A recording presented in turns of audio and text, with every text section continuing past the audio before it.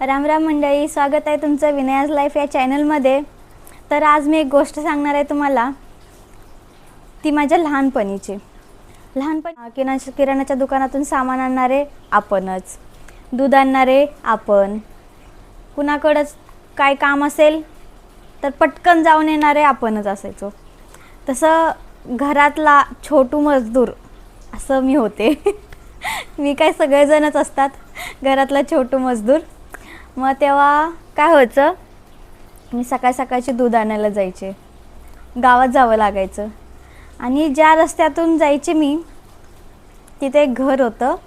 तिथं मस्त अशी गुलाबाची झाडं होती आणि मी रोज जाताना अशी गुलाब बघत जायचे की मागून घ्यायचं का गुलाब, किती सुंदर आहे. मग असं रोज बघायचं चालूच होतं. आणि तिथंच बाजूला एक राहणारी मुलगी आमच्या शाळेत होती, तर ती गुलाब लावून रोज यायची. आम्हाला लगेच जेलसी, मी आणि माझी मैत्रीण. रोज गुलाब लावून येते असं तसं काही पण तिला बोललो, ती लगेच दुसऱ्या दिवशी तिच्या मम्मीलाच घेऊन आली भांडायला शाळेत की ह्या पोरी बोलल्यात की रोज गुलाब लावून येते ही, फुकटचंच दुसऱ्याच्यातलं मागून आणून. मग असं झालं आम्हाला. मग आमच्या गुरुजींचा ओरडा पडला. आम्ही पहिलं ना आमच्या म्हणजे सरांना गुरुजी बोलायचो शाळेत असताना, जिल्हा परिषदच्या शाळेत. नंतर सर हे आलं, मग गुरुजी पण ओरडले. झालं, ते विषय संपला. तिथं सॉरी बिरी म्हणून झालं. नंतर असे 2-4 दिवस गेले आणि ते जे घर होतं ज्यांच्या घरी गुलाबं होती, तर ते होते माझ्या पप्पांचे फ्रेंड. मग एक दिवशी त्यांनी थांबवलं मला दूध घेऊन जाताना. ए वसंताची पोरे थांब. माझ्या पप्पांचं नाव वसंत ना, मग वसंताची पोरे म्हणायचे.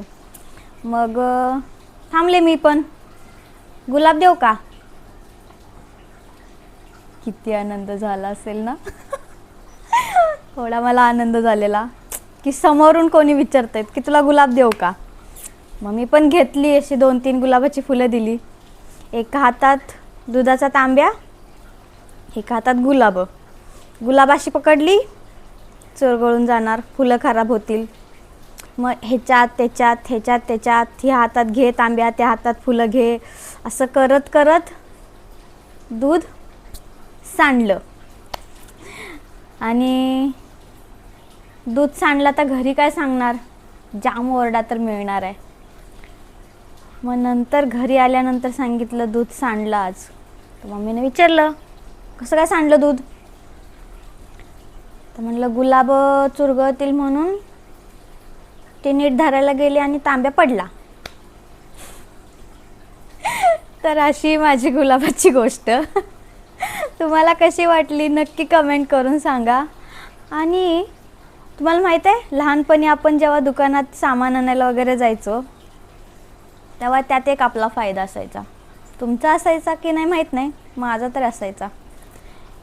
का सामान कितीचं सांगितलं आहे त्याच्यातून जे पैसे उरतील, 1 रुपया 2 रुपये, तर त्याच्यासाठी ते आपल्यासाठी खायला घ्यायचं. तसं तुम्ही केलं आहे का लहानपणी तुमच्या? तुम्हाला कमेंट करून नक्की सांगा. मी तर असं खूपदा केलं आहे. आणि खूपदा असं पण झालं आहे की मी दुकानात गेले, काही सामान आणायला सांगितलेले असते एक वस्तू, आणि जाता जर कोण खेळत असेल आणि मी तिथं खेळत बसली तर ती वस्तू तिथंच विसरली आणि मी घेऊन दुसरीच आली आहे. तसाच असा एक किस्सा झालेला. तर मम्मीने मला, मकर संक्रांत होती, मम्मीने मला सांगितलेलं तिळगुळ घेऊन यायला. तर मी तिळगुळ आणायला गेले. तर मला लक्षातच नाही तिनं सांगितलं आहे काय, मी भलतंच काहीतरी सामान घेऊन आली होती. तर असं व्हायचं लहानपणी. तर तुम्ही लहानपणी असं काय विसरायचं का, किंवा तुमच्या लहानपणी तुम्ही काय सामान आणायचा, किंवा तुमचं दुकान कुठलं होतं, काय होतं, तुमचं गाव कोणतं, मला कमेंट करून नक्की सांगा. आणि माझ्या यूट्यूब चॅनलला सबस्क्राईब करा आणि माझ्या इंस्टाग्राम चॅनलला पण फॉलो करा.